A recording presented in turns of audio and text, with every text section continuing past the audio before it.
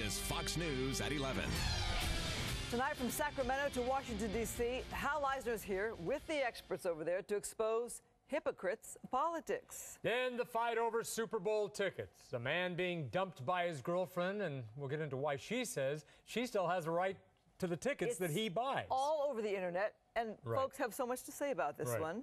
Prepare yourself also. We'll have David Beckham's sexy Super Bowl spot. Even you'll agree it's a good ad. No, I thought it was a very good ad. Enticing ad. Ladies, don't miss it. We begin, though, with the hypocrisy of politics. Americans generally frustrated and fed up with politicians. Yeah, but Hal Eisner, the question really is, do our politicians even care what we think? Well, Jeff, Christine, if you look at the polls, a lot of Americans don't think so. There are people who are angry at government, think politicians are hypocritical. Many of you may feel that way. The polls tell us congressional approval ratings are at an all-time low, and the country is more polarized than ever. And now in Washington, instead of unemployment or rising debt, Republicans and Democrats are arguing over a comment the Republican National Committee chairman made on a Sunday TV talk show. What did you just say? What did you call President Obama? I called him Captain Scatino, you know, the captain that fled the ship in Italy. That's our own president who's fleeing the American people and not doing his job and running around the country and campaigning. The captain of the Costa Concordia has been charged with manslaughter, and for the RNC chairman to compare the president of the United States to someone who's been charged with manslaughter shows a dramatic level of insensitivity to the families of those victims. Unbelievable comparison. To take this comment and turn it into something that it was not, that's wrong too. And that's political gamesmanship as well. Political gamesmanship. Joel Fox, you're a Republican strategist. David Gershwin, you're a Democratic strategist. You know, look, given that there's politics in every campaign, given that there's name calling, but at this time, isn't this a little bit over the line when you have real issues like the economy and people just trying to get from paycheck to paycheck? You know, it always occurs, Hal. But I think what's going on right now that might be a little bit extraordinary is it's like a tournament, the best 2 out of 3. Back in 2008, the Democrats won. President Obama promised change.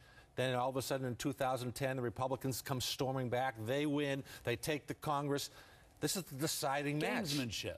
Gamesmanship. But you know, we talk about hypocrisy in politics. We talk about anger and frustration and people not trusting their elected officials. Right. There's not a lot of room for collaboration in an election year like we're experiencing now, where it's just a back and forth volleyball one way or the other. So instead of solving problems behind closed doors, we're having catfights outside. We're having catfights, and don't the politicians recognize that people sort of get a perception of them not even attacking the issues, but attacking each other? I think they certainly know that their reputation is at stake, but at the end of the day, they want to win the election in November. So we talked, Joel, about polarization of this country, and we have new numbers from a Gallup poll, and the numbers really show something extraordinary, and that's that among Democrats, there's 80% support of the president, and among Republicans, only 12%. And what's unusual and what's interesting is the 68% gap. This is the highest gap ever for their polling.